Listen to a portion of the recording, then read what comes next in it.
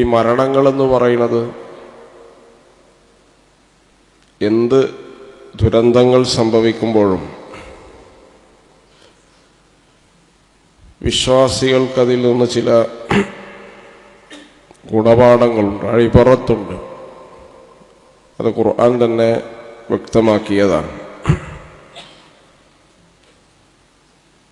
നമുക്കറിയാം, ഒരു സ്കൂളിൽ പഠിപ്പിക്കുന്ന അധ്യാപകർ,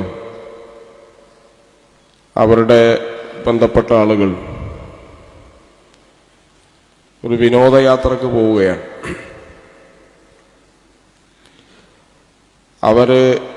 ആ ദുരന്തം സംഭവിക്കുന്നതിന് മുമ്പ് വരെ കുടുംബങ്ങളുമായി സംസാരിച്ചിട്ടുണ്ട്, ബന്ധപ്പെട്ടിട്ടുണ്ട്. അവരുടെ സന്തോഷത്തോടുള്ള പിക്ചറുകൾ സോഷ്യൽ മീഡിയയിലൊക്കെ നമ്മൾ കണ്ടതാണ്. പക്ഷെ പെടുന്നനെയാണ്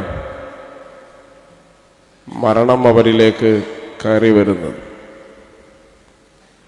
വിശുദ്ധ ഖുർആൻ തന്നെ പറഞ്ഞത് ഐനമാ തകൂനു യുദ്രിക്കുമുൽ മൗത്ത്. നിങ്ങൾ എവിടെയായാലും മരണം നിങ്ങളെ പിടികൂടും എന്നാണ്. മരണത്തിന് വളരെ നിശ്ചിതമായൊരു അവധിയുണ്ട്. വലൻ യുഅഖിറല്ലാഹു നഫ്സൻ ഇദാ ജാഅ അജലുഹ. ആ അവധി വന്നെത്തിയാൽ പിന്നെ അള്ളാഹു ഒരിക്കലും പിന്തിക്കുകയില്ല, അതിൻ്റെ മുന്നേയും പിടിക്കുകയില്ല. ആ നിശ്ചിത സമയത്ത് മാത്രമാണ് ഒരാളുടെ മരണം സംഭവിക്കുന്നത്. അപ്പം നിങ്ങൾ എവിടെയായിരുന്നാലും മരണം നിങ്ങളെ പിടികൂടും. കുല്ലു നഫ്സിൻ ദാഇഖത്തുൽ മൗത്ത്. എല്ലാ ആത്മാവും മരണത്തെ രുചിച്ചു നോക്കും. എല്ലാ ശരീരവും എന്ന് ഖുർആൻ പറഞ്ഞിട്ടില്ല. കാരണം ശരീരത്തിനല്ല വേദന ഉണ്ടാവുക, ആത്മാവിനാണ്. അപ്പം രാവിലെ നമ്മൾ വീട്ടിൽ നിന്ന് ഇറങ്ങിയപ്പോൾ നമ്മൾ ധരിച്ച വസ്ത്രം നമ്മൾ തന്നെ അഴിച്ചു മാറ്റണം എന്ന് യാതൊരു നിർബന്ധവും ഇല്ല. അപ്പം അത്രയും സമീപസ്ഥമാണ് ഒരു മനുഷ്യൻ്റെ മരണം എന്ന് പറയുന്നത്. അപ്പൊ ഈ മരണസന്ദർഭം നല്ലതാക്കുക, അത് ഏറ്റവും ഹൈറായ അവസ്ഥയിലാക്കാനുള്ള പരിശ്രമമാണ് വിശ്വാസികൾ നടത്തേണ്ടത്. രണ്ടാമത്തത്, മരിച്ചു പോകണമല്ലോ എന്ന ഓർമ്മ നമ്മിലുണ്ടാവുക എന്നതാണ്.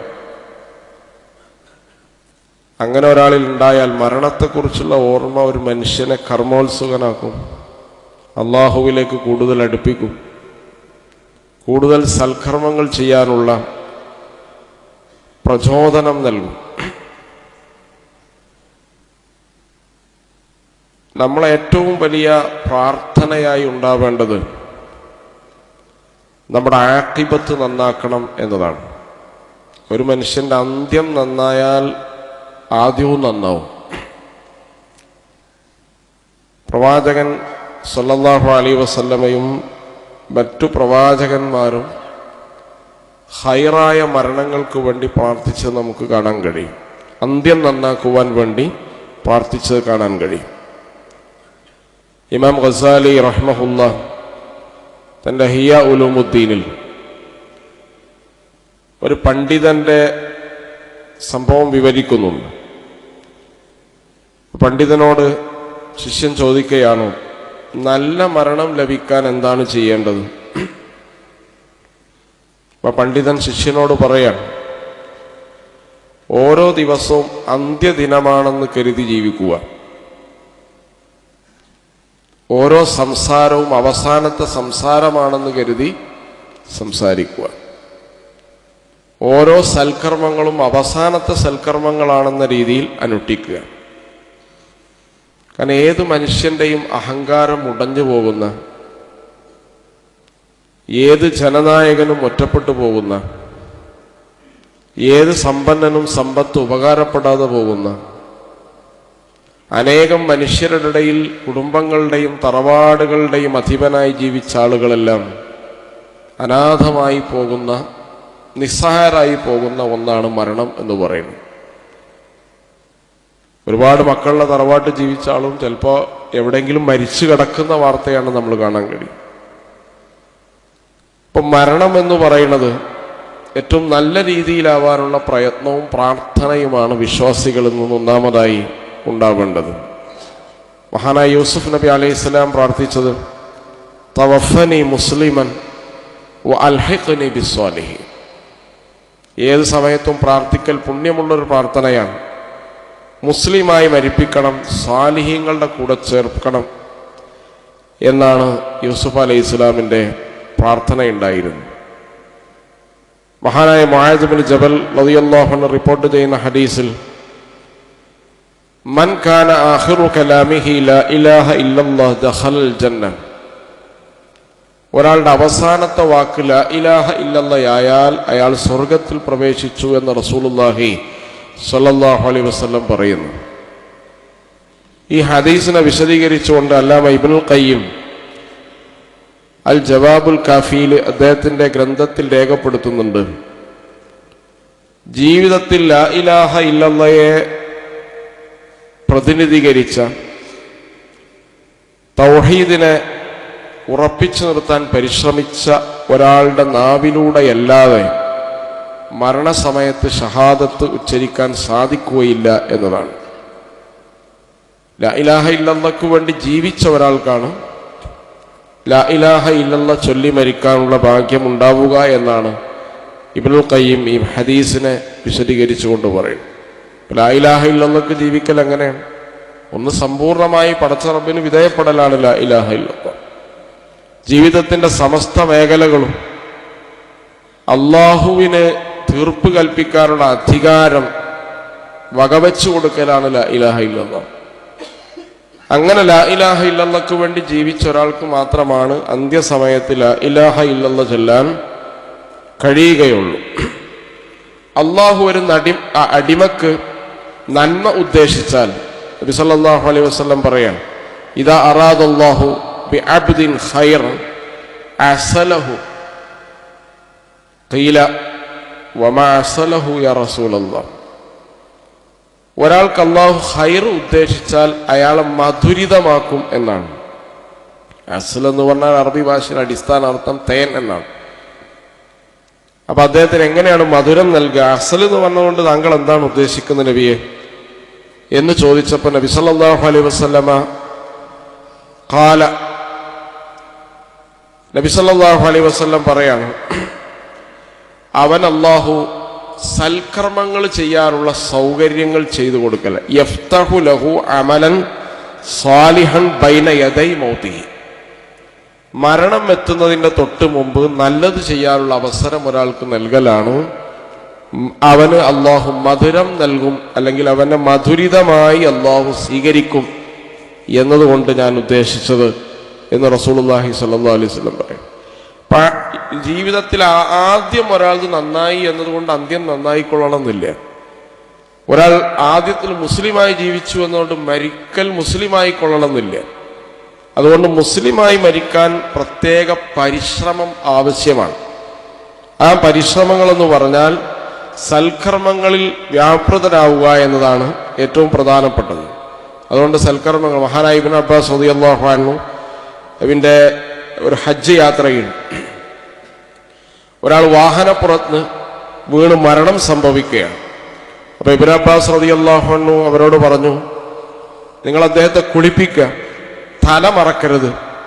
അദ്ദേഹം ധരിച്ച ഇഹ്റാമിൻ്റെ 2 വസ്ത്രം കൊണ്ട് അദ്ദേഹത്തെ കഫൻ ചെയ്യുക, എന്നിട്ട് മറമാടുക.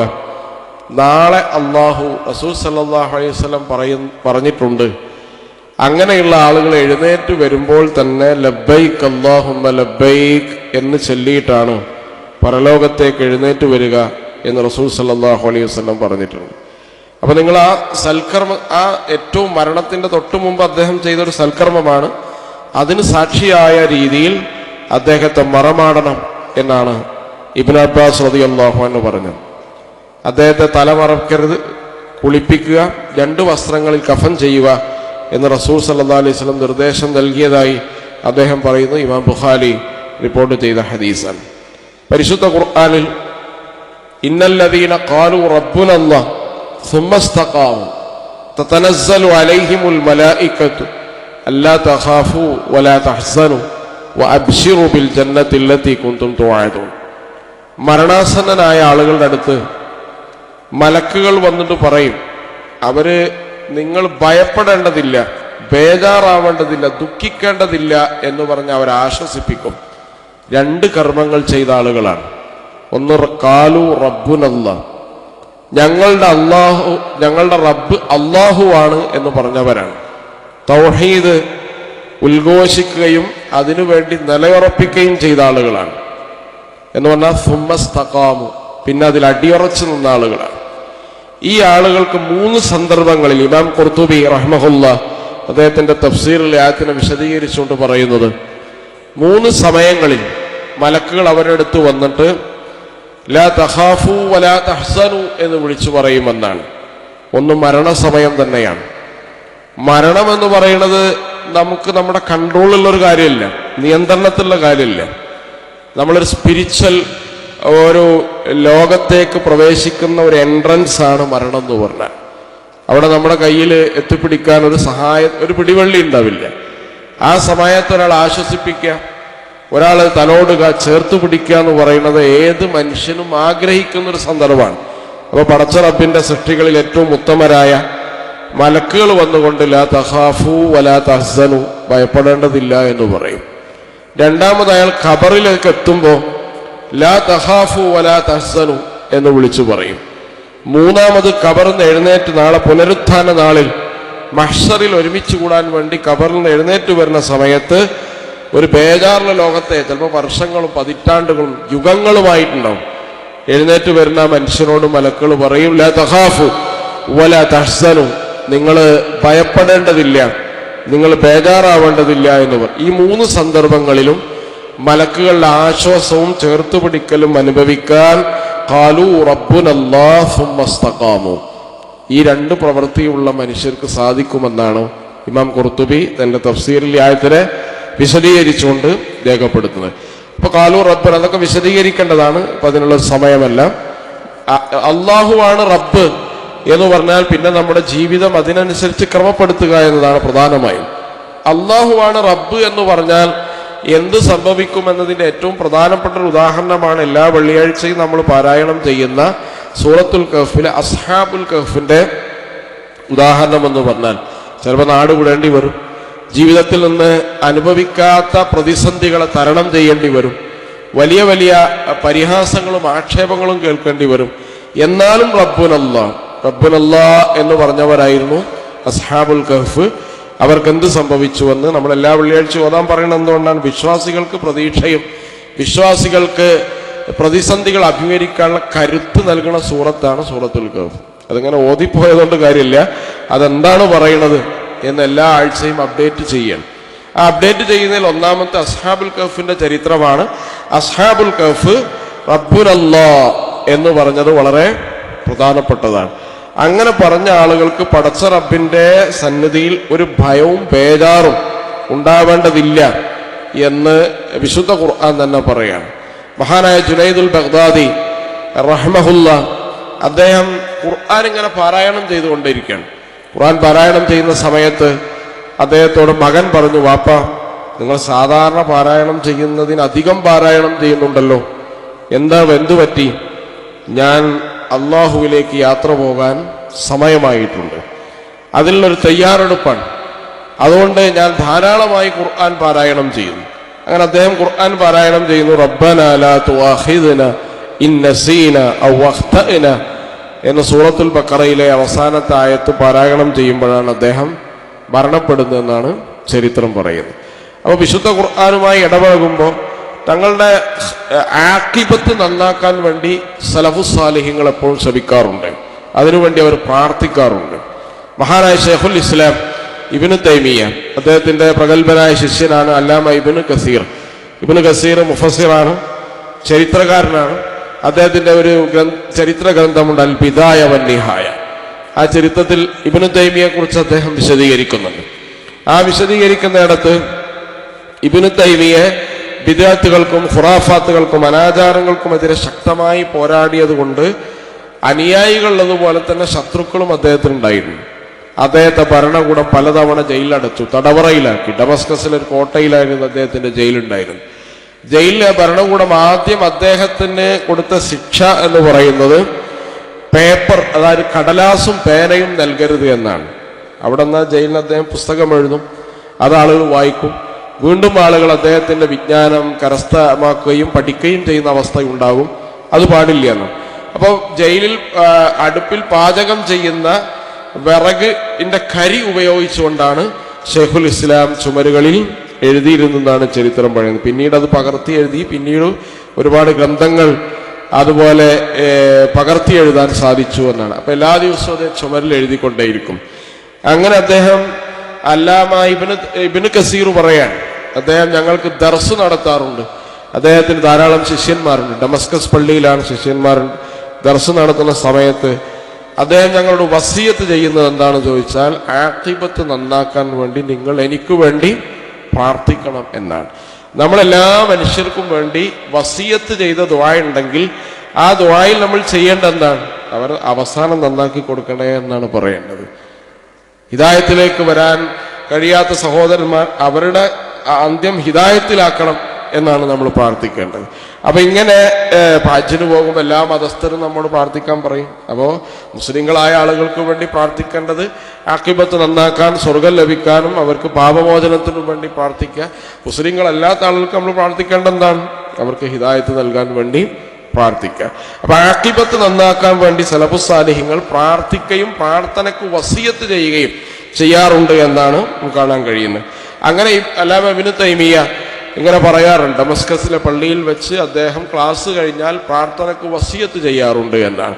ആ പ്രാർത്ഥന എങ്ങനെയായിരുന്നു? ഖുർആനുമായി സഹവസിക്കുമ്പോൾ അള്ളാഹുവിലേക്ക് യാത്ര പോകാനുള്ള ഭാഗ്യം എനിക്ക് ലഭിക്കാൻ വേണ്ടി നിങ്ങൾ പ്രാർത്ഥിക്കണമെന്നാണ്. ഡമസ്കസിലെ കോട്ടയിൽ അദ്ദേഹത്തെ തടവറയിലാക്കി. അങ്ങനെ അദ്ദേഹം തടവറയിലായിരിക്കുന്ന സമയത്ത് അദ്ദേഹം ഖുർആൻ പാരായണം ചെയ്യാണ്. ആ ഖുർആൻ പാരായണം ചെയ്യുന്ന സന്ദർഭത്തിൽ ഇന്നൽ മുത്തഖീന ഫീ ജന്നാത്തിൻ എന്ന് പറയുന്ന സൂറത്ത് പാരായണം ചെയ്തുകൊണ്ടാണ് ഫീ മഖാദി സിദ്ഖിൻ എന്നൊക്കെ പറഞ്ഞിട്ട് വിശുദ്ധ ഖുർആനിലെ സ്വർഗത്തെക്കുറിച്ച് പറയുന്ന ആയത്ത് ഇങ്ങനെ പാരായണം ചെയ്യുന്ന സമയത്ത് ഷെയ്ഖുൽ ഇസ്ലാം മരണപ്പെടുകയാണ്. പിന്നീട് അദ്ദേഹം കണ്ണു തുറന്നിട്ടില്ല, എഴുന്നേറ്റിട്ടില്ല എന്നാണ് ചരിത്രം. അപ്പൊ ഇത് എന്താണ്? മഹാനായ ഉസ്മാൻ ഇബ്നു അഫ്ഫാൻ റളിയല്ലാഹു അൻഹു പ്രാർത്ഥിച്ചതാണ്, ഖുർആനുമായി സഹവസിക്കുമ്പോൾ മദീനയിൽ വെച്ച് എന്നെ മരിപ്പിക്കണം എന്നാണ്. മഹാനായ ഉമർ റളിയല്ലാഹു അൻഹു, ഉമർ ഖത്താബ് റളിയല്ലാഹു അൻഹു മദീന പള്ളിയിൽ വന്നിരുന്നിട്ട് പ്രാർത്ഥിക്കാൻ, അല്ലാഹുവേ 10 കൊല്ലമായി ഞാൻ ഭരണ ചുമതലയേൽക്കുന്നു, അതുകൊണ്ട് എൻ്റെ കയ്യിൽ നിന്ന് ഈ അധികാരം തിരിച്ചെടുക്കണം, അതുപോലെ തന്നെ എന്നെയും തിരിച്ചെടുക്കണം, എൻ്റെ ഡ്യൂട്ടി കഴിഞ്ഞു, ഇനി എന്നെ തിരിച്ചെടുക്കും, എൻ്റെ കുടുംബത്തിൽ മക്കൾക്കൊന്നും ഈ അധികാരം ഇനി കൊടുക്കും ചെയ്യരുത്, ഖത്താബിന്റെ കുടുംബത്തിൽ ഈ ഭാരം ഏൽക്കാൻ ഒരു ചുമല് മതി, അധികം ചുമല് വേണ്ടതില്ല, അതുകൊണ്ട് ഇനി ആർക്കും ഈ അധികാരം കൊടുക്കേണ്ടതില്ല, എനിക്ക് രക്തസാക്ഷിത്വം നൽകണം, മദീനയിൽ വെച്ച് എന്നെ മരിപ്പിക്കണം. മഹാനായ ഉമർ റളിയല്ലാഹു അൻഹു മദീന പള്ളിയിൽ വന്ന് ഒറ്റയ്ക്ക് തേങ്ങി പ്രാർത്ഥിക്കുകയാണ്. ആ പ്രാർത്ഥന മുഴുവൻ അല്ലാഹു സുബ്ഹാനഹു വ തആല കേൾക്കുകയും സ്വീകരിക്കുകയും ചെയ്തു. മദീനയുടെ കരളിന്റെ കഷ്ണമായ മസ്ജിദുൻ നബവിയിൽ സുബഹി നമസ്കാരത്തിന് വേണ്ടി ഇമാമ് നിൽക്കുമ്പോൾ 6 കുത്തേറ്റിട്ടാണ് മഹാനായ ഉമർ ഖത്താബ് മെഹ്റാബിൽ വീണത് എന്ന ചരിത്രം നമുക്ക് കാണാൻ കഴിയും. അപ്പൊ ഇങ്ങനെ മരണം ഏറ്റവും നല്ല മരണമാക്കാൻ നമ്മൾ പ്രവർത്തിച്ചാൽ മാത്രം പോരാ, നമ്മൾ പ്രാർത്ഥിക്കുക കൂടി വേണം എന്നതാണ്. പ്രവാചകന്മാർ അങ്ങനെ പ്രാർത്ഥിച്ചിട്ടുണ്ട്. നബി സല്ലല്ലാഹു അലൈഹി വസല്ലം പ്രാർത്ഥിച്ച പ്രാർത്ഥന എങ്ങനെയാണ്?